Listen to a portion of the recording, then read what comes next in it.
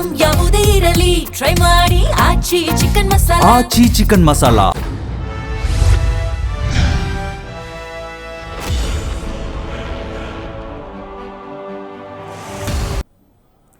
ನಮಸ್ಕಾರ, ವಿಶೇಷ ಕಾರ್ಯಕ್ರಮಕ್ಕೆ ಸ್ವಾಗತ. ನಾನು ಸಿಂಚನಾ.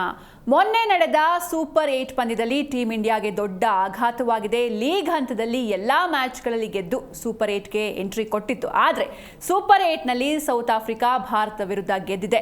ಇನ್ನು ಸೂಪರ್ 8ನಲ್ಲಿ 2 ಮ್ಯಾಚ್ಗಳಿವೆ. ಸೆಮಿಫೈನಲ್ಸ್ಗೆ ಎಂಟ್ರಿ ಕೊಡಬೇಕು ಅಂದರೆ ಭಾರತಕ್ಕೆ ಏನೆಲ್ಲ ಆಪ್ಷನ್ಸ್ ಇದೆ, ಹಾಗೆ ಹೇಗೆ ಆಡಬೇಕು, ಏನು ಎತ್ತ ಎಲ್ಲವನ್ನ ಇವತ್ತು ಮಾತಾಡೋಣ. ಇದೇ ಹೊತ್ತಿನ ವಿಶೇಷ T20 ಕ್ರಿಕೆಟ್ ವಿಶ್ವಸಮರ.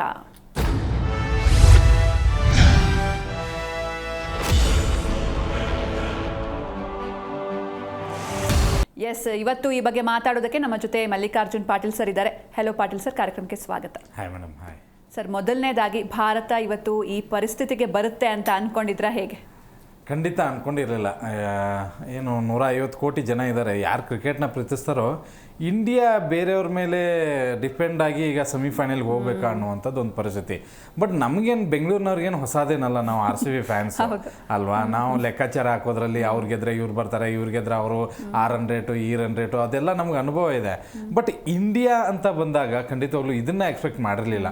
ಮೊದಲ ಪಂದ್ಯದಲ್ಲಿ ಸೌತ್ ಆಫ್ರಿಕಾ ತುಂಬ ಚೆನ್ನಾಗಿ ಆಡಿದ್ರು, ಒಳ್ಳೆ ಗೆಲುವಿದೆ. ಬಟ್ ಇಂಡಿಯನ್ಸ್ ನಮ್ದು ಏನು ಗುಣ ಅಂತಂದ್ರೆ, ನಾವು ಗೆಲ್ಲಿಲ್ಲ ಅಂದ್ರೆ ಸೌತ್ ಆಫ್ರಿಕಾ ಗೆಲ್ಲಿ ಅನ್ನುವಂಥದ್ದು ಒಂದು ಗುಣ ಇದೆ. ಯಾಕಂದರೆ ಕಳೆದ ಬಾರಿ ಕೂಡ ನಾವು ಗೆದ್ದಿದ್ದೀವಿ. ಹಾಗಂತ ನಾವು ಗೆಲ್ಲಬಾರ್ದು ಅಂತ ಅಲ್ಲ, ನಾವು ಎಷ್ಟು ಹೋರಾಟ ಕೊಡಬೇಕು ಅಷ್ಟು ಕೊಡೋಣ ಅನ್ನೋದು ನಂದು ಅಭಿಪ್ರಾಯ. ಬೇಕಾದ್ರೆ ಫೈನಲಲ್ಲಿ ಬಂದು ಅದೇನಾದರೂ ಆಗಲಿ. ಬಟ್ ಈಗ ನಾವು ಸೌತ್ ಆಫ್ರಿಕಾ ಗೆಲ್ಲಿ ಅಂತ ಪ್ರತಿ ಮ್ಯಾಚು ಪ್ರೇಯರ್ ಮಾಡಬೇಕಾದಂಥ ಪರಿಸ್ಥಿತಿ ಬಂತು. ಇಂಥ ಪರಿಸ್ಥಿತಿ ಯಾಕೆ ನಮಗೆ ಬಂತು ಅಂತ ಯೋಚನೆ ಮಾಡಿದರೆ, ಒಂದು ಕೋಚ್ ಮೇಲೆ ಹೇಳ್ಬೋದು, ಇಲ್ಲ ಇನ್ನೊಂದು ಆಟಗಾರರ ಮೇಲೆ ಹೇಳ್ಬೋದು, ಇನ್ನೊಂದು ಅತಿಯಾದ ಆತ್ಮವಿಶ್ವಾಸ ಅಂತ ಹೇಳ್ಬೋದು, ಇನ್ನೊಂದು ಹೊಡಿತಾರೆ ಬಿಡ ಏನಿದೆ ಈ ಬರೀ ಈ ಪಿಚ್ಚಲ್ಲಿ ಇದು ನೋಡಿ ಅಲ್ವಾ, ಹೀಗೆ ಓವರ್ ಕಾನ್ಫಿಡೆನ್ಸ್ನಲ್ಲಿ ಈ ಮ್ಯಾಚನ್ನು ಸೋತ್ಬಿಟ್ರು. ಈಗ ಏನಾಗಿಬಿಟ್ಟಿದೆ ಅಂತಂದರೆ ಇಂಡಿಯನ್ಸ್ಗೆ ಒಂದು ಲೆಕ್ಕ ಹೇಳ್ಬಿಡ್ತೀನಿ. ಈಗ ನಾವು ಸೋತಿರೋದು ಎಷ್ಟು ಮ್ಯಾಚು ಈ ಒಂದು ವಿಶ್ವಕಪ್ನಲ್ಲಿ? ಒಂದೇ ಒಂದು ಮ್ಯಾಚು. ಬಟ್ ಆದರೂ ನೋಡಿ ಕಂಪ್ಲೇಂಟ್ಸ್ಗಳು ಎಷ್ಟಿದಾವೆ. ನೀವು ಗೆಲ್ತಾ ಬಂದಾಗ ನಿಮ್ಮ ತಂಡಗಳಲ್ಲಿ ಮೈನಸ್ಗಳನ್ನು ಹುಡುಕಲ್ಲ ಯಾರು. ಇವ್ನು ಆಡಿಲ್ಲ, ಇವ್ನು ಆಡಿದ, ಇವ್ನು ಇಷ್ಟು ಸ್ಟ್ರೈಕ್ ರೇಟ್ ಬಂತು, ಅದಾಯಿತು ಇದಾಯಿತು, ಯಾರು ನೋಡಲ್ಲ. ಬಟ್ ನೀವು ಯಾವಾಗ ಸೋಲ್ತಿರಲ್ಲ ಅಲ್ಲಿ ಎಲ್ಲಿ ಪ್ಲಸ್ಗಳಿದಾವೋ ಅದು ಮೈನಸ್ಗಳಾಗ್ತಾ ಹೋಗುತ್ತೆ. ಈಗ ಏನಾಗ್ತಾ ಇದೆ ಅಂದರೆ ಒಂದೇ ಒಂದು ಮ್ಯಾಚ್, ಇದು ಒಂದೇ ಒಂದು ಮ್ಯಾಚ್ ಅಲ್ಲ, ಈ ಇಡೀ ವಿಶ್ವಕಪ್ T20 ವಿಶ್ವಕಪ್ನಲ್ಲಿ ನಮ್ದು ಇದು ಕಂಟಿನ್ಯೂಸ್ 12ನೇ ಗೆಲುವು. ಹೋದ ವರ್ಷಕ್ಕೆ ಹೋಲಿಸ್ಕೊಂಡ್ರೆ ಈ ವರ್ಷಕ್ಕೆ ಅಥವಾ ಹಿಂದಿನ ವರ್ಷಕ್ಕೆ ಹೋಲಿಸ್ಕೊಂಡ್ರೆ ಕಂಟಿನ್ಯೂಸ್ 12ನೇ ಗೆಲುವು. ಬಟ್ ಒಂದೇ ಒಂದು ಸೋಲು. ನೋಡಿ ಎಷ್ಟು ಡಿಫ್ರೆನ್ಸ್ ಇದೆ. 12ರಲ್ಲಿ ಗೆದ್ದಿದ್ದೀವಿ ರೀ, 1ರಲ್ಲಿ ಸೋತ್ರೆ ಏನು ಸೋಲ್ಲೇಬಾರ್ದಾ ಪ್ರಶ್ನೆ ಇದು ಉಂಟಾಗತ್ತೆ. ಬಟ್ ಸೋತಿದ್ದು ಯಾವ ಸಂದರ್ಭದಲ್ಲಿ ಅನ್ನೋದು ಇಂಪಾರ್ಟೆಂಟ್. ನಿಮಗೆ ಲೀಗಲ್ಲಿ ಆಡಿದ್ರೆ ಅಲ್ಲಿ ಒಂದು ಮ್ಯಾಚ್ ಸೋತಿದ್ರು ನಡೀತಿತ್ತು, ನಮ್ಗೆ ಏನು ಪ್ರಾಬ್ಲಮ್ ಇರಲಿಲ್ಲ. ಬಟ್ ಇಂಥಲ್ಲಿ ಬಂದು ನೀವು ಸೌತ್ ಆಫ್ರಿಕಾ ಜೊತೆಗೆ ಇಂಥ ಹೀನಾಯವಾದಂಥ ಸೋಲಿತ್ತಲ್ಲ, ಅದು ತುಂಬಾ ಬೇಜಾರು ತಂತು. ಮತ್ತು ಎಲ್ಲಿಯೂ ಕೂಡ ನಾವು ಗೆಲ್ತೀವಿ ಅಂತ ಅನಿಸ್ಲಿಲ್ಲ ಸೌತ್ ಆಫ್ರಿಕಾ ಜೊತೆಗೆ. ಆರಂಭದಲ್ಲಿ ಅವ್ರದ್ದು ವಿಕೆಟ್ ಬೇಗ ಹೋಯ್ತು, ಇವ್ರನ್ನ ಬೇಗ ಕಟ್ಟಿ ಹಾಕ್ತೀವಪ್ಪ, 150 ಅಥವಾ 160 ಅಂದರೆ ಭಾಳ ಆಯಿತು. ಆಮೇಲೆ ಹಿಗ್ಗ ಮುಗ ಹೊಡಿಸ್ಕೊಂಡ್ರು. ಅದಾದಮೇಲೆ 180 190 ಪ್ಲಸ್ಗೆ ಹೋಯ್ತದು. ಆಮೇಲೆ ಇಂಡಿಯಾ ಅಲ್ವಾ ಹೊಡಿತಾರೆ, ಎಲ್ಲರೂ ಅದೇ ಕಾನ್ಫಿಡೆನ್ಸು.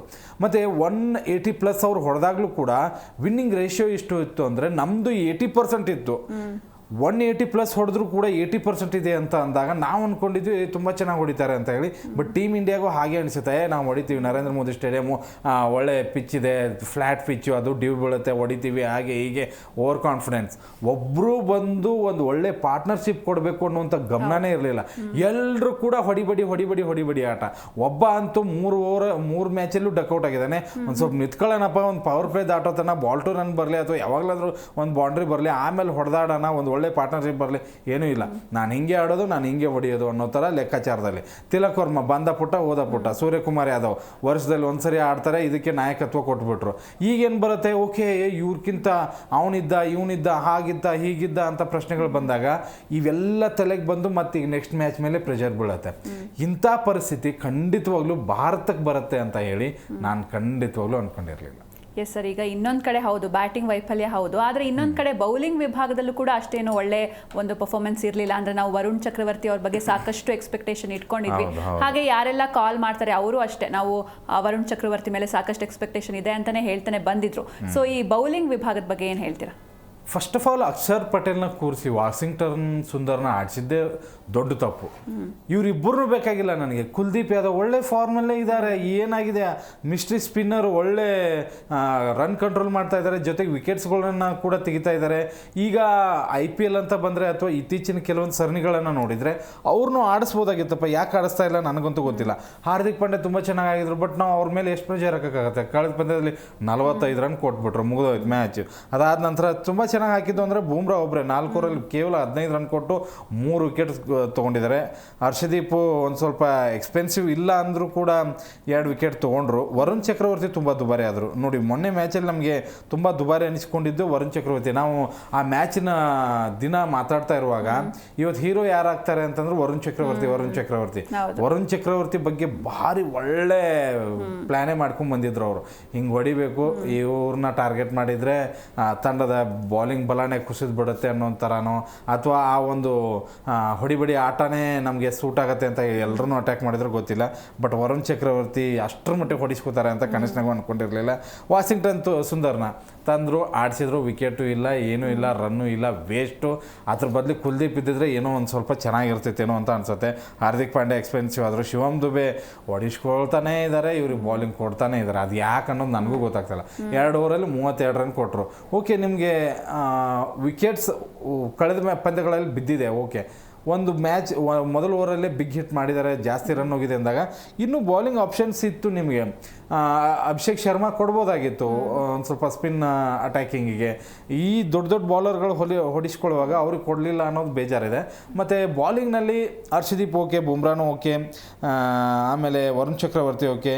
ವಾಷಿಂಗ್ಟನ್ ಸುಂದರ್ನ ತೆಗೆದುಕೊಂಡಿದ್ದು ಒಂದು ಸ್ವಲ್ಪ ಎಲ್ಲೋ ಫ್ಯಾನ್ಸಿಗೆ ಬೇಜಾರಿದೆ. ಬ್ಯಾಟಿಂಗ್ ವೈಫಲ್ಯ ಜೊತೆಗೆ ಬಾಲಿಂಗ್ ಬಟ್ ಲೀಗಲ್ಲಿ ಚೆನ್ನಾಗಿ ಹಾಕಿದ್ದಾರೆ, ಎಲ್ಲರೂ ಚೆನ್ನಾಗಿ ಹಾಕಿದ್ದಾರೆ. ಬಟ್ ಆ ಪಂದ್ಯದಲ್ಲಿ ಒಂದು ಸ್ವಲ್ಪ ವೈಫಲ್ಯ ಅನುಭವಿಸಿದ್ರು. Yes sir. ಈಗ ಇನ್ನೊಂದು ಕಡೆ ಈಗ ವಿಶ್ವಕಪ್ ಸ್ಟಾರ್ಟ್ ಆದಾಗಿಂದನೂ ಕೂಡ ಎಲ್ಲ ಫ್ಯಾನ್ಸ್ಗಳ ಬಾಯಲ್ಲಿ ಬಂದಿರೋದು ಒಂದೇ ಮಾತು, ಅಂದರೆ ನಾವು ಆ ರೋಕೋ ಜೋಡಿನ ನಾವು ಮಿಸ್ ಮಾಡ್ಕೊಳ್ತೀವಿ ಅಂತ. ಸೊ ವಿರಾಟ್ ಕೊಹ್ಲಿ ಮತ್ತೆ ರೋಹಿತ್ ಶರ್ಮಾ ಇದ್ದಿದ್ರೆ ಇವತ್ತು ಈ ಪರಿಸ್ಥಿತಿ ಬರ್ತಾ ಇರಲಿಲ್ವಾ? ಹೇಗೆ ಇದ್ದಿದ್ರೆ ಪರಿಸ್ಥಿತಿ ಬರ್ತಿರ್ಲಿಲ್ಲ, ಖಂಡಿತವಾಗ್ಲೂ ಬರ್ತಿರ್ಲಿಲ್ಲ. ಬಟ್ ಇಲ್ವಲ್ಲ, ಅದೇ ಬೇಜಾರು. ಈಗ ಸೋತ ತಕ್ಷಣನೇ ಎಲ್ಲರೂ ನೆನಪಾಗ್ತಾರೆ. ಈಗ ಕೊಹ್ಲಿ ಸೋತಾಗ ಧೋನಿನೂ ನೆನಪಾಗಿದ್ರು, ಧೋನಿ ಸೋತಾಗ ಗಂಗೂಲಿ ನೆನಪಾಗಿದ್ರು, ಗಂಗೂಲಿ ಜೊತೆಗೆ ಸಚಿನ್ ನೆನಪಾಗಿದ್ರು. ಅದು ಆ ಎರ ಹೋಗ್ತಾ ಇರುತ್ತೆ, ಇಲ್ಲ ಅಂತ ಹೇಳಲ್ಲ. ಬಟ್ ಸೌತ್ ಆಫ್ರಿಕಾ ಜೊತೆಗೆ ಯಾಕೆ ನಮಗೆ ಕೊಹ್ಲಿ ರೋಹಿತ್ ನೆನಪಾಗ್ತಾರೆ ಅಂತ ಅಂದರೆ, ಆ ಇಬ್ಬರು ಇದ್ದಿದ್ರೆ ಖಂಡಿತವಾಗ್ಲೂ ಈ ಪರಿಸ್ಥಿತಿಗಂತೂ ತೆಗೆದುಕೊಂಡು ಬರ್ತಿರ್ಲಿಲ್ಲ. ರೋಹಿತ್ ಶರ್ಮಾ ನೋಡಿಕೊಂಡು ಅದ್ರ ಜೊತೆಗೆ ತನ್ನ ಜೊತೆಗಾರನ ಇಟ್ಕೊಂಡು ಒಳ್ಳೆ ಒಂದು ಪಾರ್ಟ್ನರ್ಶಿಪ್ ಕೊಡ್ತಿದ್ರೇನೋ 6 ಓವರ್ಸ್ಗಳಲ್ಲಿ ಅಂತ ಅನ್ಕೋತೀನಿ. ಮತ್ತು ಇಂಥದ್ರಲ್ಲಿ ಕೈ ಬಿಡುವಂಥ ಜಾಯಮಾನ ವಿರಾಟ್ ಕೊಹ್ಲಿದಲ್ಲ. ಖಂಡಿತವಾಗ್ಲೂ ಪ್ರೆಷರ್ ಮ್ಯಾಚಲ್ಲಿ ಪ್ರೆಷರ್ ತಗೊಂಡು ಅದರ ಜೊತೆಗೆ ಎದುರಾಳಿಗೆ ಎದೆ ನಡಗಿಸಿ ಒಂದು ಸ್ವಲ್ಪ ರನ್ನ ತೊಗೊಂಡು ಹೋಗ್ತಿದ್ರು ಅಂತ ಅನಿಸುತ್ತೆ. ಇಲ್ಲಿ ಬಂದವ್ರು ನೋಡಿ, ಅಭಿಷೇಕ್ ಶರ್ಮಾ ಹೇಳೋರಿಲ್ಲ ಕೇಳೋರಿಲ್ಲ, ಪ್ರತಿ ಬಾಲ್ ಹೊಡೆಯೋದಕ್ಕೆ ಟ್ರೈ ಮಾಡ್ತಾ ಇದ್ದಾರೆ. ಅವರು ಬೌನ್ಸಿ ಬಾಲ್ಗಳನ್ನು ಹಾಕ್ತಾ ಇದ್ದಾರೆ. ಅವಾಗ ಒಬ್ಬ ಹಿರಿಯರು ಅಂತ ಇದ್ದಾಗ, ಅಥವಾ ರೋಹಿತ್ ಶರ್ಮಾ ಕೊಹ್ಲಿ ಅಂತ ಆಟಗಾರರಿದ್ದರು, ಹೋಗಿ ಹೇಳ್ತಿದ್ರು ಹಿಂಗೆ ಆಡಬೇಡ, ಒಂದು ಸ್ವಲ್ಪ ತಡ್ಕೊ ನೋಡು, ಬಾಲ್ ಸ್ವಿಂಗ್ ಆಗ್ತಾ ಇದೇನೋ, ಆಮೇಲೆ ಹೊಡೆಯುವಂತೆ ಏನಾದರೂ ಹೇಳ್ತಾರೆ. ಇಲ್ಲಿ ಹೇಳೋರು ಯಾರು ಇಲ್ಲ. ಅಲ್ಲಿ ಕಿಶನ್ ಇದ್ದಾರೆ, ಸೂರ್ಯ ಇದ್ದಾರೆ, ತಿಲಕ್ ಇದ್ದಾರೆ, ಅವರು ಕೂಡ ಅವರೇ ನಾನು ಹಂಗೆ ಮಾಡ್ತಾ ಇದ್ದೇನೆ, ಅವ್ನು ಹಂಗೆ ಮಾಡಲಿ, ಅವ್ನಿಗೆ ಹೆಂಗೆ ಬೇಕು ಹಂಗೆ ಆಡಲಿ ಅನ್ನುವಂಥದ್ದನ್ನು ಬಿಡ್ತಿದ್ರೇನೋ. ಅಲ್ಲಿ ಫೇಲ್ಯೂರ್ ಆಯಿತು. ಮತ್ತು ಆ್ಯಸ್ ಎ ನಮ್ಮಿಬ್ಬರು ಇದ್ದಿದ್ರೆ ಸೂರ್ಯಕುಮಾರ್ಗೆ ಒಂದು ಸ್ವಲ್ಪ ಆ ಕ್ಯಾಪ್ಟನ್ಸಿಗಳನ್ನು ಧಾರೆ ಏರಿತಿದ್ರೇನೋ ಇಬ್ಬರು ಕೂಡ. ಅದು ಕೂಡ ಆಗಲಿಲ್ಲ, ಸಂಪೂರ್ಣ ವೈಫಲ್ಯ ಹೊಂದಿತ್ತು. ಈಗ ಸೋಷಿಯಲ್ ಮೀಡಿಯಾದಲ್ಲಿ ಅದೇ ಟ್ರೆಂಡು, ಕೊಹ್ಲಿ ಇರಬೇಕಾಗಿತ್ತು. ಖಂಡಿತವಾಗ್ಲೂ ಅನಿಸುತ್ತೆ. ಬಟ್ ಹಾಗಂತ ಹೇಳಿ ಕೊಹ್ಲಿ 50 ವರ್ಷ 60 ವರ್ಷ ಆಡೋದಕ್ಕಾಗಲ್ವಲ್ಲ. ಯಾವಾಗಲಾದರೂ ಅದು ಚೇಂಜ್ ಆಗಲೇಬೇಕಾಗಿತ್ತು, ಆಗಿದೆ. ಬಟ್ ಮುಂದಿನ ಹಂತಕ್ಕೆ ಯಾರು ತೊಗೊಂಡು ಹೋಗ್ತಾ ಇದ್ದಾರೋ ಆ ಕೋಚಿಂದ ಹಿಡಿದು ಆಟಗಾರರ ಒಂದು ಮನಸ್ಥಿತಿನೇ ಸರಿ ಇಲ್ವೇನೋ ಅಂತ ಅನ್ನಿಸ್ತಾ ಇದೆ ನನಗೆ. ಓಕೆ, ಸೂರ್ಯಕುಮಾರ್ ಯಾದವ್ ಒಳ್ಳೆ ಆಟಗಾರ, no doubt. As a captain ಅಂತ ಬಂದಾಗ ಏನು ಮಾಡಿದ್ದಾರೆ ಕ್ಯಾಪ್ಟನ್ಸಿಲಿ? ಏನಾದರೂ ಹೊಸ್ತನ ತಂದಿದ್ದಾರಾ? ಇಲ್ಲ ಅವರೇ ನಿಂತು ಮ್ಯಾಚನ್ನ ಗೆಲ್ಲಿಸಿದ್ದು ಮೊದಲು ಇವೇ ಈ ಜೊತೆ ಗೆಲ್ಲಿಸಿದ್ರು. ಆ ಥರ ಯಾವುದಾದ್ರೂ ದೊಡ್ಡ ತಂಡಗಳ ಜೊತೆ ಗೆಲ್ಲಿಸಿದಾರ? ಇಲ್ಲ. ಆಮೇಲೆ ಕ್ಯಾಪ್ಟನ್ಸಿಯಲ್ಲಿ ಯಾವುದಾದ್ರೂ ಮಿಸ್ಟ್ರಿ ಬಾಲರ್ನ ತೊಗೊಂಬಂದು ಈ ಮೂಮೆಂಟಲ್ಲಿ ಚೇಂಜಸ್ ಮಾಡಿ ಫೀಲ್ಡಿಂಗ್ನ ಇಲ್ಲಿ ತೊಗೊಂಬಂದು ಅಲ್ಲಿ ಹಾಕಿ ಇಂಥದ್ದನ್ನೇನಾದರೂ ನೀವು ನೋಡಿ ಅಥವಾ ಸೋಷಿಯಲ್ ಮೀಡಿಯಾದಲ್ಲಿ ಕೇಳಿದ್ದೀರಾ? ನೋ. ಸುಮ್ಮನೆ ಏನು ಕೊಹ್ಲಿ ಹಾಕಿಕೊಟ್ಟಿದ್ದು, ಧೋನಿ ಹಾಕಿಕೊಟ್ಟಿದ್ದು, ರೋಹಿತ್ ಕೊಟ್ಟಿದ್ದು ದಾರಿ ಇದೆಯಲ್ಲ, ಓಕೆ ಅವ್ರನ್ನ ಇಲ್ಲಿ ನಿಲ್ಲಿಸ್ಬೇಕು, ಇವ್ರನ್ನ ಇಲ್ಲಿ ನಿಲ್ಲಿಸ್ಬೇಕು, ಇವ್ನ ಬಾಲಿಂಗ್ ಕೊಡಬೇಕು, ಇವ್ನ ಕೊನೆಯವ್ರು ಇಟ್ಕೋಬೇಕು, ಇದನ್ನು ಮಾತ್ರ ಮಾಡ್ಕೊಂಡು ಸೂರ್ಯಕುಮಾರ್ ಹೋಗ್ತಾ ಇದ್ದಾರೆ. ಇದು ತಂಡಕ್ಕೆ ಎಫೆಕ್ಟ್ ಆಗ್ತಾ ಇದೆ ಅಂತ ಅನಿಸ್ತಾ ಇದೆ. ಓಕೆ, ನಾವು ವರ್ಲ್ಡ್ ಕಪ್ಪಲ್ಲಿ ಕಂಟಿನ್ಯೂಸ್ ಆಗಿ ಗೆದ್ದಿರ್ಬೋದು, ಬಟ್ ಇತ್ತೀಚಿನ ಸರಣಿಗಳಂತ ಬಂದಾಗ ನ್ಯೂಜಿಲೆಂಡ್ ಜೊತೆಗೂ ತುಂಬ ಕೆಟ್ಟದಾಗಿ ಪರ್ಫಾರ್ಮೆನ್ಸ್ ಮಾಡಿದ್ದೀವಿ, ವೆಸ್ಟ್ ಇಂಡೀಸ್ ಜೊತೆಗೆ ಪರ್ಫಾರ್ಮೆನ್ಸ್ ಕೆಟ್ಟದಾಗಿತ್ತು, ಆಮೇಲೆ ದಕ್ಷಿಣ ಆಫ್ರಿಕಾ ಜೊತೆಗೆ 2-1 ಗೆದ್ದಿರ್ಬೋದು. ಬಟ್ ಆ ಸೋತಂಥ ಮ್ಯಾಚನ್ನು ಗೆದ್ದುಕೊಂಡು ಸರಣಿಯನ್ನು ಗೆದ್ದಿದ್ದೀವಿ. ನನಗೆ ಕಳೆದ ಒಂದು 3-4 ಸೀರೀಸ್ಗಳಲ್ಲಿ ಅಷ್ಟರ ಮಟ್ಟಿಗೆ ಇಂಪ್ರೆಸ್ ಮಾಡಿಲ್ಲ. ಅದೇ ಕಾರಣಕ್ಕಾಗಿ ಕೊಹ್ಲಿ ಮತ್ತು ರೋಹಿತ್ ಶರ್ಮಾ ನೆನಪಾಗ್ತಾರೆ ಪದೇ ಪದೇ. ಎಸ್ ಸರ್, ಇನ್ನು ಪದೇ ಪದೇ ವೈಫಲ್ಯ, ಬಟ್ ಸ್ಟಿಲ್ ಅಭಿಷೇಕ್ ಶರ್ಮಾ ಹಾಗೆ ತಿಲಕ್ ವರ್ಮಾಗೆ ಚಾನ್ಸ್ ಕೊಡ್ತಾ ಇದ್ದಾರೆ. ಯಾಕೆ ಅಂದರೆ ಬೆಂಚಲ್ಲಿ ಬೇರೆ ಯಾರೂ ಇಲ್ಲ ಅಂತನಾ ಹೇಗೆ? ಬೆಂಚಲ್ಲಿ ತುಂಬ ಜನ ಇದ್ದಾರೆ, ಬಟ್ ಇವ್ರಿಗೇನು ಅಂತಂದರೆ ಆಡ್ತಾರೆ ಬಿಡು ಅಂತ ಹೇಳಿ. ನೀವು ಸೂರ್ಯಕುಮಾರ್ ಪ್ರೆಸ್ ಕಾನ್ಫರೆನ್ಸ್ ಬಗ್ಗೆ ತುಂಬ ಟ್ರೋಲ್ಗಳು ಆಗ್ತಾ ಇದೆ. ಅದನ್ನು ನೋಡಿ ನೀವು ಅಭಿಷೇಕ್ ಶರ್ಮಾ ಫಾರ್ಮ್ನಲ್ಲೇ ಇಲ್ವಲ್ಲ, 3 ಮ್ಯಾಚ್ ಡಕ್ಔಟ್ ಆಗಿದ್ದಾರೆ, ಅವ್ರನ್ನ ಕೂರಿಸ್ತೀರಾ ಅಂತ ಅಂದಾಗ ಅವ್ರನ್ನ ಕೂರಿಸ್ಬೇಕಾ, ಅವ್ರನ್ನ ಕೂರಿಸಿ ಅಂತ ಹೇಳೋರ ಬಗ್ಗೆನೇ ನನಗೆ ಪಾಪ ಅನಿಸುತ್ತೆ ಅಂತ ಹೇಳ್ತಾರೆ. ಇನ್ನೇನು ಹೇಳೋದು, ಫಾರ್ಮಲ್ಲಿ ಇಲ್ಲ, ಓಕೆ ತೆಗೀರಿ, 1-2 ಮ್ಯಾಚ್ ಕೂರಿಸಿ ಪೆಟ್ಟು ಬೀಳುತ್ತೆ, ಆಮೇಲೆ ವಾಪಸ್ ತೊಗೊಳ್ಳೋಣ. ಆವಾಗ ನಿಮಗೆ ಸಂಜು ಸ್ಯಾಮ್ಸನ್ ಅಂತ ಆಟಗಾರ ಇದ್ದಾರೆ, ಹೊರಗಡೆ ಇರುವಂಥ ಜೈಸ್ವಾಲ್ ಅಂತ ಆಟಗಾರರು ಇದ್ದಾರೆ, ಗಾಯಕ್ವಾಡ್ನಂಥ ಆಟಗಾರ, ಅವ್ರನ್ನ ಯಾರು ಆಯ್ಕೆನೂ ಮಾಡಿಲ್ಲ, ಇಲ್ಲಿ ತೊಗೊಳ್ತಾನೂ ಇಲ್ಲ. ಅದೇ ಹಳೆ ದೇವ್ರ ಪಾದದ ಗತಿನೇ ಅನ್ನೋ ಥರನೇ ಅವ್ರನ್ನೇ ಆಡಿಸೋದು ಮಾಡ್ತಾ ಇದ್ದಾರೆ. ಇಶಾಂತ್ ಕಿಶನ್ ಬೆಟ್ರ್ ಪರ್ಫಾರ್ಮೆನ್ಸ್, ಮೊನ್ನೆ ಮ್ಯಾಚ್ ಆಡಿಲ್ಲ ಅನ್ನೋದು ಬಿಟ್ರೆ ಬೆಟರ್ ಆಗಿದೆ ಪರ್ಫಾರ್ಮೆನ್ಸು. ಹಾಗಂತ ಹೇಳಿ ತಿಲಕ್ ವರ್ಮಾಗೆ ಬರೋಣ. ತಿಲಕ್ ವರ್ಮಾ ಏನು ಆಡಿದ್ದಾರೆ, 1 ಡೇಕ್ಕಿಂತನೂ ಕೆಟ್ಟದಾಗ ಪರ್ಫಾರ್ಮೆನ್ಸ್ ಕೊಡ್ತಾ ಇದ್ದಾರೆ, ಸ್ಲೋ ಬ್ಯಾಟಿಂಗ್ ಮಾಡ್ತಾ ಇದ್ದಾರೆ. ಅದ್ರ ಜೊತೆಗೆ ಅಲ್ಲಿ ಅಭಿಷೇಕ್ ಶರ್ಮಾ ವಿಕೆಟ್ ಹೋದ ತಕ್ಷಣ ಇವರು ಸ್ಲೋ ಬ್ಯಾಟಿಂಗು, ರನ್ ರೇಟ್ ಕಡಿಮೆ, ಆಮೇಲೆ ನಾವು 300 ಅಂತ ಇದ್ದೀವಿ, 300 ಹೊಡಿತಾರೆ. Tilak Varma test one day ಆಡುವಾಗ ಇನ್ನೆಲ್ಲಿ 300 ಹೊಡಿಯೋದಕ್ಕೆ ಸಾಧ್ಯ ಆಗುತ್ತೆ? ಇವರಿಬ್ಬರು ಫಾರ್ಮಲ್ಲಿ ಇಲ್ಲ ಅಂದಾಗ ಅವ್ರನ್ನ ಕೂರಿಸಿ ಬೇರೆ ಆಟಗಾರನ ಆಡಿಸೋದು ಬೆಟ್ರು ಅಂತಾನೆ. ಇವರಿಬ್ಬರನ್ನು ಬಿಟ್ಟು ಇನ್ನೊಬ್ರು ಇದ್ದಾರೆ, ರಿಂಕು ಸಿಂಗ್. ಮೊನ್ನೆ ಅವಕಾಶ ಇತ್ತು, ಓಕೆ, ಪ್ರತಿ ಸರಿ ಹೇಳ್ತಾ ಇದ್ರು ಅವಕಾಶಗಳೇ ಸಿಗ್ತಾ ಇಲ್ಲ, 2 ಬಾಲ್ ಸಿಗ್ತಾ ಇದೆ. ಮೊನ್ನೆ ಅವಕಾಶ ಇತ್ತಲ್ಲಪ್ಪ ನಿನಗೆ, ಮೊದಲು ಬಾಲ್ ಬಂದಲ್ಲೇ 6 ಹೊಡೆಯೋದಕ್ಕೆ ನಿಂತರು ವಿಕೆಟ್. ಏನು ಅಂತಂದರೆ ಬ್ಯಾಟಿಂಗ್ ಇಷ್ಟರ ಮಟ್ಟಿಗೆ ಖರಾಬ್ ಆಗಿದೆ ಅಂತಂದರೆ ಇಬ್ಬರನ್ನು ಮೆಚ್ಕೊಂಡ್ರೆ ಖಂಡಿತವಾಗ್ಲೂ ವಿನ್ ಆಗೋದಕ್ಕಾಗಲ್ಲ.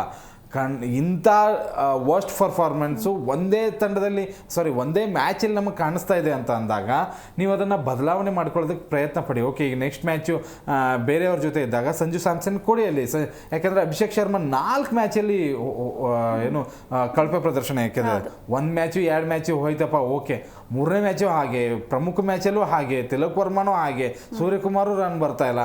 ಪ್ರತಿ ಸರಿನೂ ಹಾರ್ದಿಕ್ ಪಾಂಡ್ಯ ಹೊಡಿಬೇಕು, ಇಶಾಂತ್ ಕಿಶನ್ ಹೊಡಿಬೇಕು, ಫಿನಿಶಿಂಗಲ್ಲಿ ಪಾಪ ಶಿವಮ್ ದುಬೆ ಒಂದು ಸ್ವಲ್ಪ ಬಿಗ್ ಹಿಟ್ ಮಾಡಬೇಕು.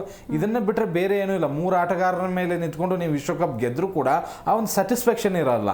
ಅದೇ ಕಾರಣಕ್ಕಾಗಿ ಯಾರು ಫಾರ್ಮಲ್ಲಿ ಇಲ್ವೋ ಅವ್ರನ್ನ ಕೂರಿಸಿ ಬೇರೆಯವ್ರಿಗೆ ಅವಕಾಶ ಕೊಡಿ. ಹಾಗಂತ ಹೇಳಿ ಅಭಿಷೇಕ್ ಶರ್ಮಾ, ತಿಲಕ್ ವರ್ಮಾ ಕೆಟ್ಟ ಪ್ಲೇಯರ್ಸಾ? ಖಂಡಿತವಾಗ್ಲೂ ಅಲ್ಲ. ಯಾಕೆಂದರೆ ವಿರಾಟ್ ಕೊಹ್ಲಿ, ಸಚಿನ್, ಗಂಗೂಲಿ, ಧೋನಿ ಇವ್ರಿಗೂ ಎಲ್ಲ ಫಾರ್ಮ್ ಕೈ ಕೊಟ್ಟಿದೆ. ಅದಾದ ನಂತರ 1 ವರ್ಷ ಅವ್ರಿಗೆ ಸೆಂಚುರಿಗಳೇ ಬಂದಿಲ್ಲ, ಬ್ಯಾಟಿಂದ ರನ್ನೇ ಬಂದಿಲ್ಲ.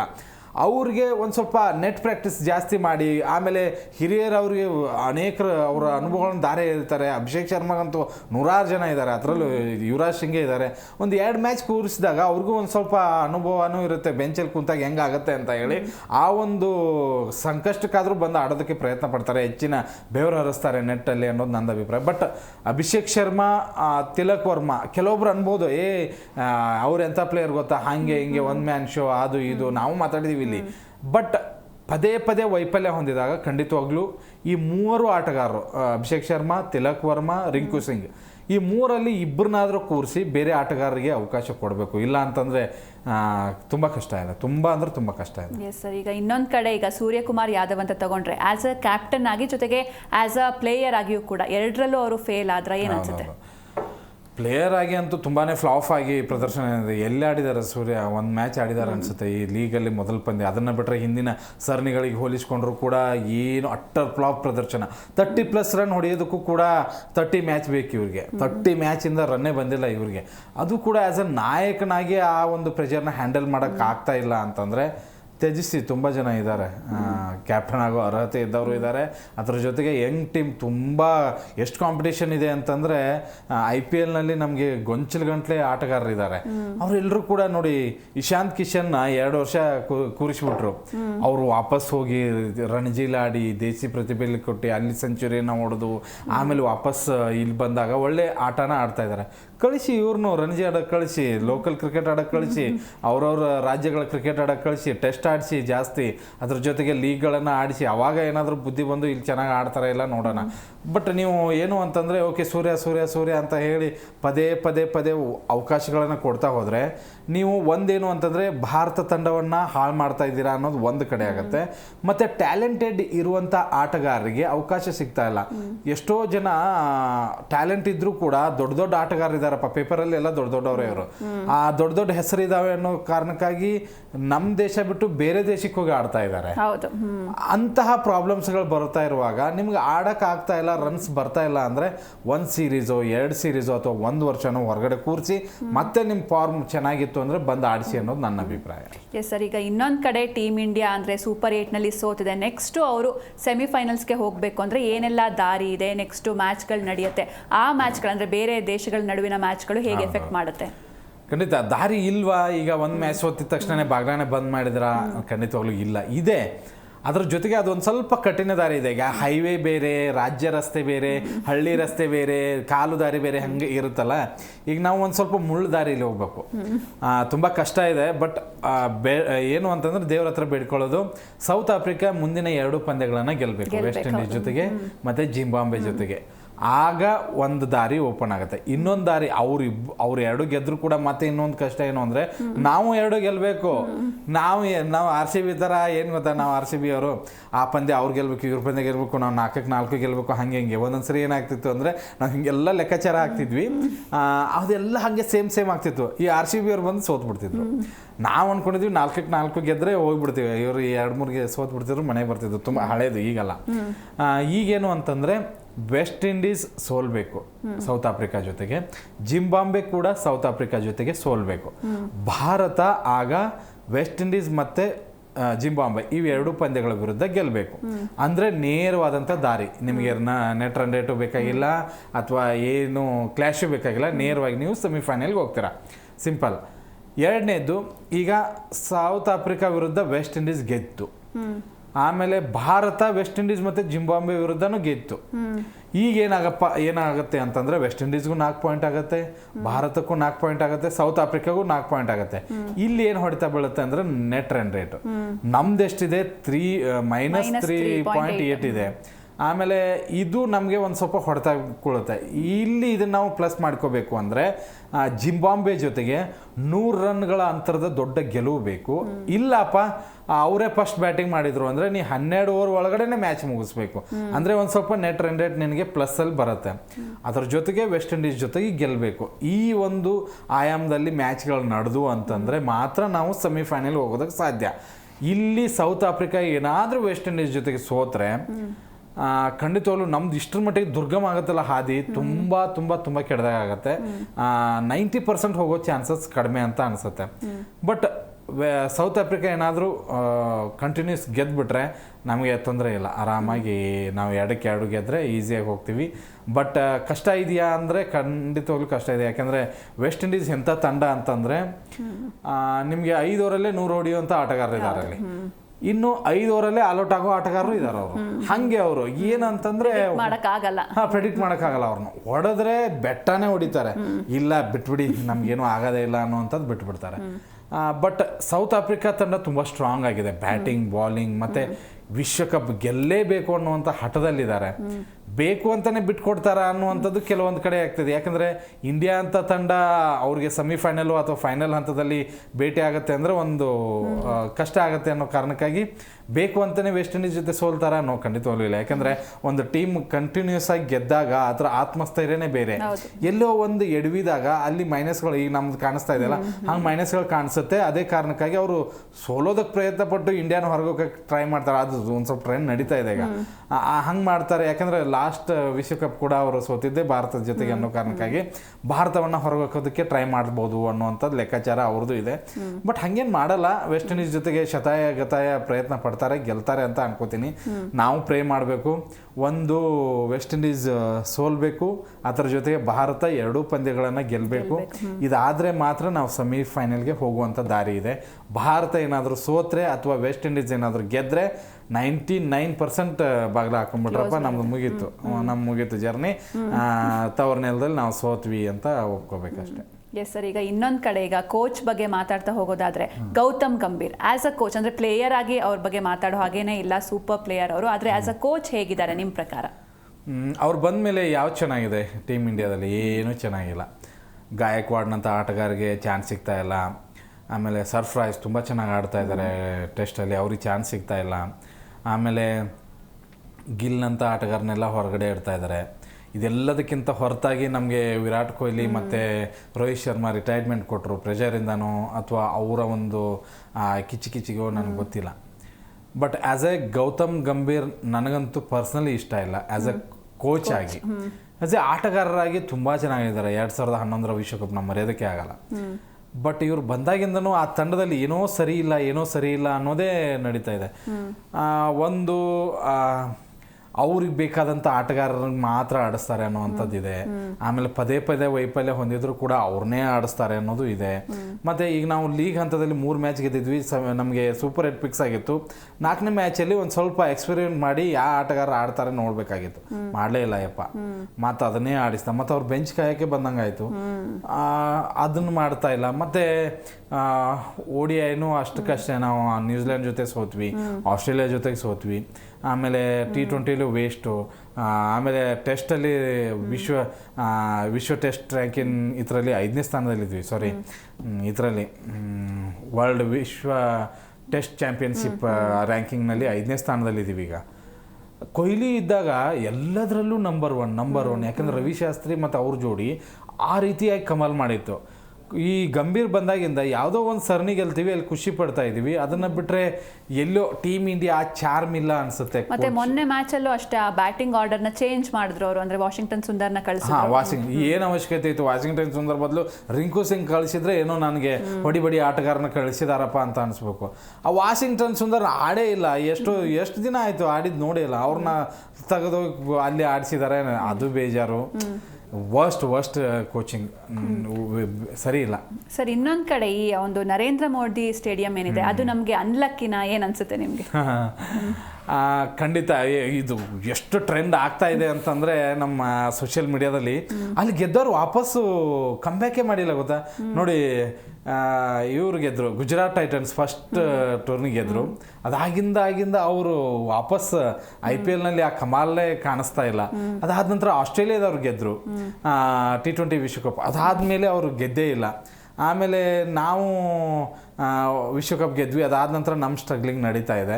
ಅದರ ಜೊತೆಗೆ RCB ಅವ್ರು ಗೆದ್ದಿದ್ದಾರೆ. ಅದು ಏನಾಗುತ್ತೋ ಅದು RCB ಅವ್ರು ಗೆದ್ಮೇಲೆ ನೋಡಿದ್ರೆ ಇದಾಯಿತು, ಕಾಲು ತುಳಿತಾ ಆಯಿತು, ಏನೇನೋ ಪ್ರಾಬ್ಲಮ್ಸ್ಗಳಾಯಿತು. ಮತ್ತು ಇನ್ನೂ 4-5 ಇನ್ಸಿಡೆಂಟ್ಗಳಿದ್ದಾವೆ, ನಾನು ನೋಡಿದೆ ಸೋಷಿಯಲ್ ಮೀಡಿಯಾದಲ್ಲಿ. ಒಂದು ಸ್ಟೇಡಿಯಂ ಅನ್ಲಕ್ಕಿನ ಅಂತ ಅಂದರೆ ಖಂಡಿತವಾಗ್ಲೂ ಅದನ್ನು ಎಷ್ಟರ ಮಟ್ಟಿಗೆ ಒಪ್ಪಬೇಕು ಗೊತ್ತಿಲ್ಲ. ಕುಣಿಯಕ್ಕೆ ಬರ್ದವನು ನೆಲ ಡಂಕು ಅಂತಾರಂತೆ. ಬಟ್ ನಾವು ಹಿಂದೂಗಳು ಒಂದು ಸ್ವಲ್ಪ ದೇವ್ರನ್ನ ನಂಬ್ತೀವಿ, ಇಂಥ ಸಿಚುವೇಶನ್ಗಳನ್ನು ನಂಬ್ತೀವಿ, ಅಥವಾ ಆ ಒಂದು ಪ್ರಭಾವಗಳನ್ನು ನಂಬ್ತೀವಿ. ಅನ್ಲಕ್ಕಿನ ಅಂತ ಕೇಳಿದ್ರೆ ನಾನು 50-50 ಮಾರ್ಕ್ಸ್ ಕೊಡೋದು. ಹೌದಲ್ವಾ, ಇವ್ರು ಗೆದ್ದವರೆಲ್ಲ ವಾಪಸ್ ಕಂಬ್ಯಾಕೇ ಆಗಿಲ್ಲ ಅನ್ನೋಂಥದ್ದು ನನ್ನ ತಲೆಯಲ್ಲಿದೆ. ಆಮೇಲೆ ಇನ್ನೊಂದು ನೆಟ್ಗೆ ಆಡಿದರೆ ಗೆಲ್ತೀವಿ ಅನ್ನೋಂಥದ್ದು ಇದೆ. ನರೇಂದ್ರ ಮೋದಿ ಸ್ಟೇಡಿಯಂ 101 ಲಕ್ಷ ಜನ ಸೇರುವಂಥ ಸ್ಟೇಡಿಯಮ್ಮು. ಅದನ್ನು ಬ್ರೇಕ್ ಮಾಡಲಿ ಯಾರಾದರೂ. ಲಾಸ್ಟ್ ಟೈಮ್ ಗೆದ್ದರು, ಇದು ಸರಿ ಗೆಲ್ಲಿ. ಒಳ್ಳೆ ಸ್ಟೇಡಿಯಂ ಅಂತ ಹೆಸರುಗಳು ಬೇಕಾಗಿಲ್ಲ. ಸೋಷಿಯಲ್ ಮೀಡಿಯಾದಲ್ಲಿ ಸುಮ್ಮನೆ ಟ್ರೆಂಡ್ ಮಾಡ್ತಾ ಇದ್ದಾರೆ ಅಂತ ಅನ್ಸುತ್ತೆ. ಎಸ್ ಸರ್, ಈಗ ನೆಕ್ಸ್ಟ್ ಮ್ಯಾಚಸ್ಗಳಲ್ಲಿ ವಿನ್ ಆಗಲೇಬೇಕು. ಸೊ ಈ ರೀತಿ ಸಿಚುವೇಶನಲ್ಲಿ ತಂಡದಲ್ಲಿ ಏನೆಲ್ಲ ಚೇಂಜಸ್ ಆಗಬೇಕು ಅಂತ ಅನ್ಸುತ್ತೆ? ತಂಡದಲ್ಲಿ ಇಡೀ ತಂಡನೇ ಚೇಂಜಸ್ ಮಾಡಿದ್ರು ನನಗೇನು ಬೇಜಾರಾಗಲ್ಲ. ಅಷ್ಟು ಕೆಟ್ಟದಾಗಿ ಪರ್ಫಾರ್ಮೆನ್ಸ್ ಮಾಡಿದರು ಸೌತ್ ಆಫ್ರಿಕಾ ವಿರುದ್ಧ. ಒಂದು ದೊಡ್ಡ ಟೂರ್ನಮೆಂಟ್ ಅಂತ ಬಂದಾಗ ಇಷ್ಟು ಕೆಟ್ಟದಾಗಿ ಪ್ರದರ್ಶನ ಖಂಡಿತವಾಗ್ಲೂ ಒಪ್ಪೋದಕ್ಕೆ ಸಾಧ್ಯನೇ ಇಲ್ಲ. ಅದು ಕೂಡ ಒಂದು ಚಾಂಪಿಯನ್ ತಂಡ. ಇಡೀ ವಿಶ್ವದಲ್ಲಿ ನೀವು ಯಾರನ್ನಾದರೂ ಹೋಗಿ ಕೇಳಿ ಈ ಸರಿ ಯಾರು ಗೆಲ್ಬೋದು ಅಂತ ಅಂದರೆ ನಂಬರ್ 1 ಇಂಡಿಯಾ ಅಂತಲೇ ಹೇಳೋದು. ಫಸ್ಟ್ ಬಾಯಿಗೆ ಬರೋದೇ ಇಂಡಿಯಾ. ಅಂಥ ತಂಡ ಇಷ್ಟು ಕೆಟ್ಟದಾಗಿ ಪರ್ಫಾರ್ಮೆನ್ಸ್ ಕೊಡುತ್ತೆ ಅಂತಂದರೆ ಸೋಲು ಗೆಲುವು ಖಂಡಿತ, ಬಟ್ ಒಂದು ಕಾಂಪಿಟೇಷನ್ ಬೇಕಲ್ವಾ ನಿಮಗೆ. ಆ ಕಾಂಪಿಟೇಷನ್ ಇರಲಿಲ್ಲ ಅನ್ನೋದು ನನ್ನ ಅಭಿಪ್ರಾಯ. ಬಟ್ ಚೇಂಜಸ್ ಆಗಬೇಕು. ಆರಂಭದಲ್ಲಿ ಅಭಿಷೇಕ್ ಶರ್ಮಾ ಅವ್ರಿಗೆ ಈ ಸರಿ ಕೂರಿಸಿ ಸಂಜು ಸ್ಯಾಮ್ಸನ್ಗೆ ಅವಕಾಶ ಕೊಡಿ. ಬಟ್ ಏನು ಗೊತ್ತಾ, ಮಾಡಲ್ಲ. ಗೊತ್ತಿದೆ ನನಗೆ. ನಾವು ಏನು ಬಾಯಿ ಹರ್ಕೊಂಡ್ರು ಕೂಡ ಗೌತಮ್ ಗಂಭೀರ್ ಅವ್ರು ಮಾಡಲ್ಲ, ಅಭಿಷೇಕ್ ಶರ್ಮಾನೇ ಇಳಿಸ್ತಾರೆ. ಓಕೆ, ನೀವು ಇಳಿಸ್ತೀರಾ, ಓಕೆ, ಒಂದು ಸ್ವಲ್ಪ ಆ ಪ್ರೆಷರ್ನ ಹ್ಯಾಂಡಲ್ ಮಾಡುವಂಥ ಶಕ್ತಿ ಇಟ್ಕೊಳ್ಳಿ ಅಭಿಷೇಕ್ ಶರ್ಮಾ. ಆ ಅನುಭವನೂ ಇದೆ, ಬಟ್ ಅದನ್ನು ತಗೊಳ್ತಾ ಇಲ್ಲ. ಹೋಲಿ ಇಲ್ಲಿ ತಿಲಕ್ ವರ್ಮನ್ ಬದಲಾಗಿ ಸಂಜು ಸ್ಯಾಮ್ಸನ್ನ ಆಡಿಸಿ, ಯಾಕಂದ್ರೆ ರನ್ ಬರ್ತಾ ಇಲ್ಲ ಅಂತ ಅಂದಾಗ ತಿಲಕ್ ವರ್ಮನಿಂದ ಸಂಜು ಸ್ಯಾಮ್ಸನ್ನ ಆಡಿಸೋದು ಬೆಟ್ರು. ರಿಂಕು ಸಿಂಗಿಗೆ ಹೇಗಾಗಿದೆ ಅಂದ್ರೆ ಒಂದು 10 ಮ್ಯಾಚ್ ಆಡಿಸ್ತಾರೆ ಇವರು. 10 ಮ್ಯಾಚಲ್ಲಿ 9 ಮ್ಯಾಚಲ್ಲಿ ಆತನಿಗೆ ಬ್ಯಾಟಿಂಗೇ ಸಿಗಲ್ಲ, 1 ಮ್ಯಾಚಲ್ಲಿ ಬ್ಯಾಟಿಂಗ್ ಸಿಗುತ್ತೆ, ಅವಾಗ ಬೇಗ ಔಟ್ ಆಗಿಬಿಡ್ತಾನೆ. ಅವಾಗ ರಿಂಕು ಸಿಂಗ್ ಏನೋ ಆಡಿಲ್ಲ ಅಂತ ಇದ್ದಾರೆ. ಬಟ್ ಏನಪ್ಪ ನನಗೇನೋ ಇಡೀ ತಂಡನೇ ಡಿಸ್ಕ್ವಾಲಿಫೈ ಮಾಡಿ ಹೊಸ ತಂಡನೇ ಆಡಿಸ್ಬಿಡೋಣ ಅಂತ ಅನಿಸ್ಬಿಡುತ್ತೆ. ಈ ತಂಡನೇ ಬೇಡ, ಸುಮ್ಮನೆ ರೋಹಿತ್ ಶರ್ಮಾ ಕೊಹ್ಲಿನ ಆಡಿಸಿದ್ರು ಬೆಟರ್ ಅಂತ ಅನಿಸ್ಬಿಡುತ್ತೆ. ಬಟ್ ಯಾಕೋ ಸೌತ್ ಆಫ್ರಿಕಾ ವಿರುದ್ಧದ ಮ್ಯಾಚ್ ನೋಡಿದಾಗಿಂದ ಮನಸ್ಸು ಬೇಜಾರಾಗಿಬಿಟ್ಟಿದೆ. ಒಂದು ವಿಶ್ವಕಪ್ ಗೆಲ್ತಾರೆ ಅನ್ನುವಂಥ ಏನು ಭರವಸೆ ಇತ್ತಲ್ಲ, ಆ ಮ್ಯಾಚ್ ನೋಡಿದ ಮೇಲೆ ಇವ್ರು ಗೆಲ್ಲದೆ ಇದ್ರೇನೆ ಬೆಟ್ರು ಅಂತ ಅನಿಸ್ಬಿಡ್ತು ನನಗೆ. Okay, South Africa last time ಗೆದ್ದಿಲ್ಲ ಪಾಪ, ಅವ್ರಿಗೆ ಚೋಕರ್ಸ್ ಅಂತಾರೆ, ಫೈನಲ್ ತನೂ ಹೋಗಿ ಇವರೇ ಗೆದ್ಬಿಡ್ಲಿ ಅನ್ನುವಂಥದ್ದು ಒಂದು ಭಾವನೆನೂ ಬಂತು. ಬಟ್ ನಮ್ಮ ಇಂಡಿಯಾ ಅಲ್ವಾ, ಬಿಟ್ಕೊಡೋದಕ್ಕಾಗಲ್ಲ. ಕಮ್ಬ್ಯಾಕ್ ಆಗಲಿ. ಅದೇ ಅಭಿಷೇಕ್ ಶರ್ಮನ್ ತಗೊಂಡ್ರೆ ಆ ಅಭಿಷೇಕ್ ಶರ್ಮಾ ಹೆಂಗೆ ರನ್ಗಳ ಅಭಿಷೇಕ ನಡೆಸ್ತಾ ಇದ್ರಲ್ಲ ಅಷ್ಟು ಅಂಥದ್ದು ಮಾಡಲಿ. ತಿಲಕ್ ವರ್ಮಾ ವಿಶ್ವಕಪ್ ಅಥವಾ ಪಾಕಿಸ್ತಾನದ ವಿರುದ್ಧ ಪಂದ್ಯದ ಮರ್ಯಾದಕ್ಕೆ ಆಗಲ್ಲ. ಅಲ್ಲೂ ಹೀರೋ ಆಗಿ ಮೆರೆದವ್ರು, ನಾವು ಅವ್ರನ್ನ ಮೆರೆಸ್ಬಿಟ್ಟಿದ್ದೀವಿ. ಆ ಒಂದು ಕಮ್ಬ್ಯಾಕ್ ಆಗಲಿ ಅನ್ನೋದು ನಂದು. As a captain Suryakumar, as A captaincy ಮತ್ತು ಬ್ಯಾಟಿಂಗ್ ಮತ್ತು ಆ ಒಂದು ಶಾರ್ಟ್ಸ್ಗಳಿತ್ತಲ್ಲ, ಫ್ಲಿಕ್ ಶಾಟ್ಸ್ಗಳು ಅವೆಲ್ಲ ಬರಬೇಕು. ಅದನ್ನು ಬರಲೇ ಇಲ್ಲ ಅಂತಂದರೆ ಅದನ್ನು ಟೀಮ್ ಇಂಡಿಯಾ ಅಂತ ಒಪ್ಕೊಳ್ಳೋದಕ್ಕೆ ಸಾಧ್ಯ ಇಲ್ಲ. ಬದಲಾವಣೆ ಜೊತೆಗೆ ನಮಗೆ ಈ ಸರಿ ಲಕ್ಕು ಬೇಕು, ಸೆಮಿಫೈನಲ್ಗೆ ಹೋಗ್ತೀವಿ ಅನ್ನುವಂಥದ್ದು ಒಂದು ಭರವಸೆ ಇದೆ. ಹೋಗಲಿಲ್ಲ ಅಂದರೆ ಖಂಡಿತ ಬೇಜಾರಾಗಿ ಆಗುತ್ತೆ. ಎಸ್, ಇನ್ನು ಈಗ ಇಂಡಿಯಾದಲ್ಲೇ ವಿಶ್ವಕಪ್ ಆಗ್ತಾ ಇದೆ, ಈ ಪ್ರೆಷರ್ ಇದೆಯಾ ತಂಡದ ಮೇಲೆ? ಖಂಡಿತವಾಗ್ಲೂ ಇರುತ್ತೆ. ಯಾಕೆಂದರೆ ಹೋಪ್ ಇರುತ್ತೆ. ಅದ್ರ ಜೊತೆಗೆ ಇಂಡಿಯಾ ಅಷ್ಟು 1 ಲಕ್ಷ ನೋಡಿ, ಮೋದಿ ಸ್ಟೇಡಿಯಮಲ್ಲಿ 1 ಲಕ್ಷ ಜನ ಕೂತ್ಕೊಂಡಾಗ ಆ ಪ್ರೆಷರ್ ಇರುತ್ತಲ್ಲ, ಖಂಡಿತವಾಗ್ಲೂ ಅದು ಪ್ಲಸ್ಸು ಆಗ್ಬೋದು ಮೈನಸ್ಸು ಆಗ್ಬೋದು. ಏನಪ್ಪ ಇಷ್ಟು ಜನ ಕೂಗ್ತಾ ಇದ್ದಾರೆ, ಗೆಲ್ಲುವಂಥ ಒತ್ತಡ ಜಾಸ್ತಿ ಇರುತ್ತೆ. ಅವಾಗ ಒತ್ತಡದಲ್ಲಿ ವಿಕೆಟ್ಸ್ಗಳು ಹೋಗೋದು ಇರುತ್ತೆ, ಅಥವಾ ಬಾಲಿಂಗ್ ಸರಿಯಾಗಿ ಬೀಳದೇ ಇರೋದು ಇರುತ್ತೆ. ಇನ್ನೊಂದು ಏನಂದರೆ, ನಮ್ಮವರೇ ನಮಗೆ ಸಪೋರ್ಟ್ ಮಾಡ್ತಾ ಇದ್ದಾಗ ಎದುರಾಳಿಗೆ ಒಂದು ಸ್ವಲ್ಪ ಅದು ವೀಕ್ನೆಸ್ ಆಗಿ ನಮಗಿನ್ನೂ ಅದು ಪ್ಲಸ್ಸು ಆಗ್ಬೋದು. ಈ ಪ್ರೆಷರ್ ಎರಡೂ ಕಡೆನೂ ಬರುತ್ತೆ, ಪ್ಲಸ್ಸು ಆಗ್ಬೋದು ಮೈನಸ್ಸು ಆಗ್ಬೋದು. ಬಟ್ ನಮಗೆ ಮೈನಸ್ ಆಯಿತು ಮೋದಿ ಸ್ಟೇಡಿಯಂನಲ್ಲಿ. ಬಟ್ ನಮ್ಮಲ್ಲೇ ನಡೀತಾ ಇರೋದ್ರಿಂದ ನಾವು 2011ರಲ್ಲಿ ಗೆದ್ದಿದ್ದೀವಿ. ಆ ಒಂದು ಆತ್ಮವಿಶ್ವಾಸ ಇದೆ ನಮಗೆ. ಅದನ್ನೇ ಈಗ ಮತ್ತೆ ಮಾಡ್ತಾರ, ಇಂಥ ಒಂದು ಹೀನಾಯ ಸೋಲು ಆದಮೇಲೂ ಕೂಡ ಈ ಎಲ್ಲ ಪ್ರೆಷರ್ಗಳನ್ನ ಮೆಟ್ಟಿ ನಿಂತು ಆ ಗೆಲುವನ್ನ ತಂದು ಕೊಡ್ತಾರ ಅನ್ನುವಂಥದ್ದು ಒಂದು ಕುತೂಹಲ ಇದೆ. ಅದ್ರ ಜೊತೆಗೆ ನಂಬಿಕೆನೂ ಇದೆ. ನಮ್ಮ ಹುಡುಗರು ಅಷ್ಟು ಕೆಟ್ಟವ್ರು ಇಲ್ಲ ರೀ, ಅಥವಾ ಕೆಟ್ಟದಾಗೇನು ಪರ್ಫಾರ್ಮೆನ್ಸ್ ಕೊಟ್ಟಿಲ್ಲ. ಕಮ್ಬ್ಯಾಕ್ ಆಗಬೇಕು. ಅದರ ಜೊತೆಗೆ ಆ ಒಂದು ಸೋಲ್ನ ಮರೆಸುವಂಥ ಆಟ ಬರಬೇಕು. ಆವಾಗಲೇ ನಮ್ಮ ಇಂಡಿಯಾಗೆ ಒಂದು ಸ್ವಲ್ಪ ತಿಲಕ ಇಟ್ಟಂಗೆ ಆಗುತ್ತೆ. ಎಸ್, ಇನ್ನು thank you so much sir, ಇಷ್ಟೊತ್ತು ನಮ್ಮ ಡಿಸ್ಕಷನಲ್ಲಿ ಭಾಗಿಯಾಗಿದ್ದಕ್ಕೆ. Thank you madam, thank you. Yes, ಭಾರತಕ್ಕೆ ನಿಜವಾಗ್ಲೂ ಒಂದು ರೀತಿ ಕ್ರೂಷಿಯಲ್ ಸ್ಟೇಜ್ ಇದು. ಇನ್ನು ಇರುವಂತಹ 2 ಮ್ಯಾಚ್ಗಳಲ್ಲಿ ನಮ್ಮ ಭಾರತ ತಂಡ ಹೆವಿ ಮಾರ್ಜಿನಲ್ಲಿ ಗೆದ್ರೆ ಮಾತ್ರ ಸೆಮಿಫೈನಲ್ಸ್ಗೆ ಎಂಟ್ರಿ ಕೊಡುತ್ತೆ. ಇದಾಗಿತ್ತು ಇವತ್ತಿನ ವಿಶೇಷ. ನೋಡ್ತಾ ಇರಿ ಜೀ ಕನ್ನಡ ನ್ಯೂಸ್, ಸತ್ಯವೇ ಸುದ್ದಿಯ ಜೀವಾಳ.